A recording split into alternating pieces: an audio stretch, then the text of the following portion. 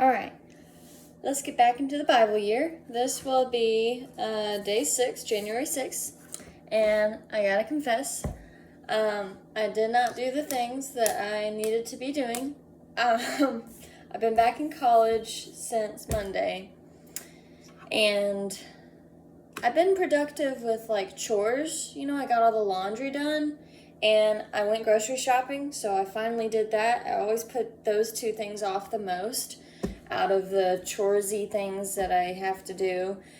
The floor still needs to be clean, and I still haven't put up the Christmas tree yet, so I'm skimping out on those. But I've also been skimping out on the chores in general.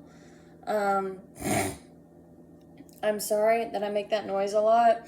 I do have a lot of allergy problems with drainage, and I know it's nasty for some people who don't deal with it, but it gets stuck. Like it feels like it clogs almost. So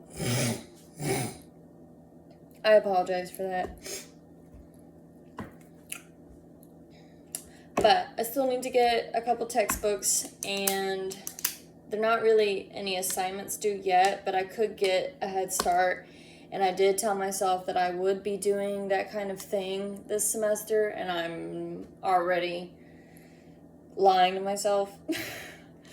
So that's on me.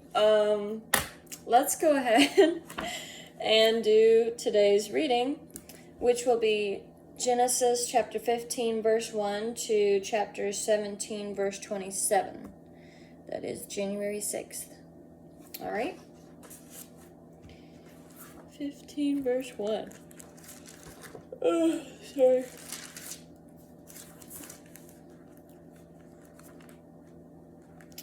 To 17 and 27. Okay. And I got the candles lit because I love candles. And I just got some for Christmas. And I was so happy about it because I love candles, and I burn through them so quickly because I light them all the time. I live in a studio apartment, and candles really do help make a difference with the smell. I'm going to be honest. And I'm not saying it stinks in here. I'm not trying to say that because it don't. But, it can get stale, if that's the right word for it, because I don't have wall plug-ins like my mom does. So it can get a little like, but not like funky. Anyways, I just like coming back and being like, smells good. Okay. Chapter 15, God's covenant with Abram. After this, the word of the Lord came to Abram in a vision. Do not be afraid, Abram. I am your shield, your very great reward. But Abram said, O sovereign Lord, what can you give me, since I remain childless, and the one who will inherit my estate is Eliezer of Damascus? And Abram said, You have given me no children, so a servant in my household will be my heir. Then the word of the Lord came to him, This man will not be your heir, but a son coming from your own body will be your heir. He took him outside and said, Look up at the heavens and count the stars, if indeed you can count them. Then he said to him, So shall your offspring be. Abram believed the Lord, and he credited it to him as righteousness. He also said to him, I am the Lord, who brought you out of Ur of the Chaldeans to give you this land to take possession of it. But Abram said, O sovereign Lord, how can I know that I will gain possession of it? So the Lord said to him, Bring me a heifer, a goat, and a ram. Heifer. Each 3 years old, along with a dove and a young pigeon. Abram brought all these things to him, cut them in two, and arranged the halves opposite each other. The birds, however, he did not cut in half. Then birds of prey came down on the carcasses, but Abram drove them away. As the sun was setting, Abram fell into a deep sleep, and a thick and dreadful darkness came over him.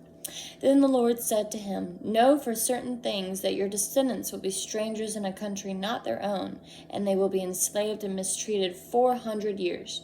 But I will punish the nation they serve as slaves, and after it they will come out with great possessions. You, however, will go to your fathers in peace and be buried at a good old age. In the 4th generation, your descendants will come back here, for the sin of the Amorites has not yet reached its full measure.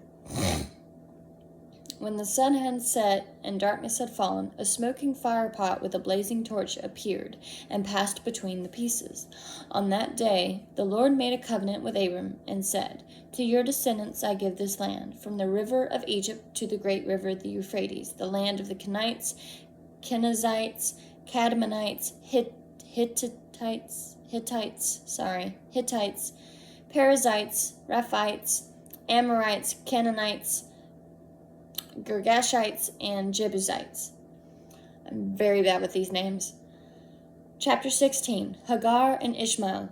Now Sarai, Abram's wife, had borne him no children, but she had an Egyptian maidservant named Hagar. So she said to Abram, "The Lord has kept me from having children. Go, sleep with my maidservant. Perhaps I can build a family through her." It's kind of odd, but okay. Abram agreed to what Sarai said. So after Abram had been living in Canaan 10 years, Sarai, his wife, took her Egyptian maidservant Hagar and gave her to her husband to be his wife. He slept with Hagar, and she conceived. When she knew she was pregnant, she began to despise her mistress. I don't blame her. Then Sarai said to Abram, "You are responsible for the wrong I am suffering. I put my servant in your arms, and now that she knows she is pregnant, she despises me. May the Lord judge between you and me." Okay, that's kind of rude. Can I just make a quick aside here? It was her maidservant. I'm pretty sure she probably didn't want to be impregnated by this lady's husband. "Your servant is in your hands," Abram said. "Do with her whatever you think best." Then Sarai mistreated Hagar, so she fled from her. Sarai is not a nice lady.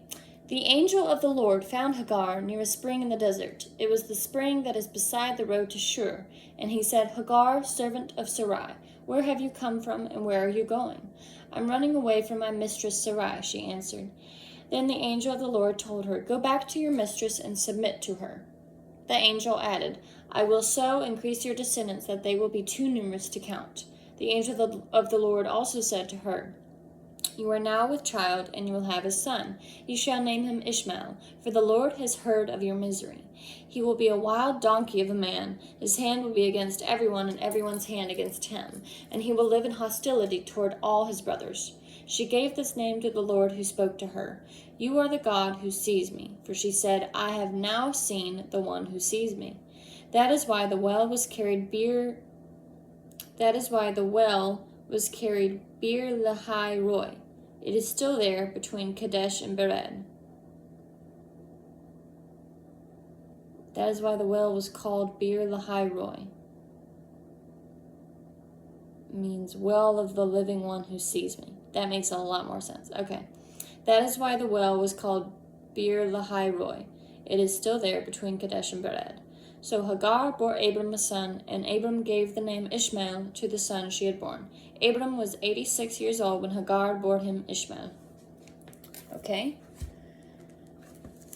Chapter 17, the covenant of circumcision. Okay. When Abram was 99 years old, the Lord appeared to him and said, "I am God Almighty. Walk before me and be blameless. I will confirm my covenant between me and you, and will greatly increase your numbers." Abram fell face down, and God said to him, "As for me, this is my covenant with you. You will be the father of many nations. No longer will you be called Abram. Your name will be Abraham, for I have made you a father of many nations. I will make you very fruitful. I will make nations of you, and kings will come from you. I will establish my covenant as an everlasting covenant between me and you and your descendants after you for the generations to come, to be your God and the God of your descendants after you.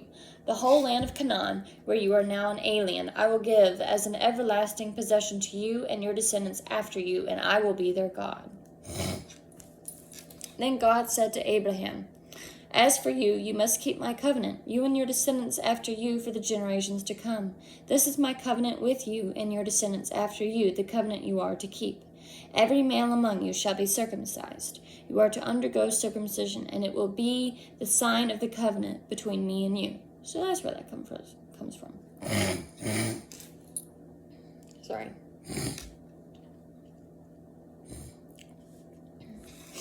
For the generations to come, every male among you who is 8 days old must be circumcised, including those born in your household or bought with money from a foreigner, those who are not your offspring.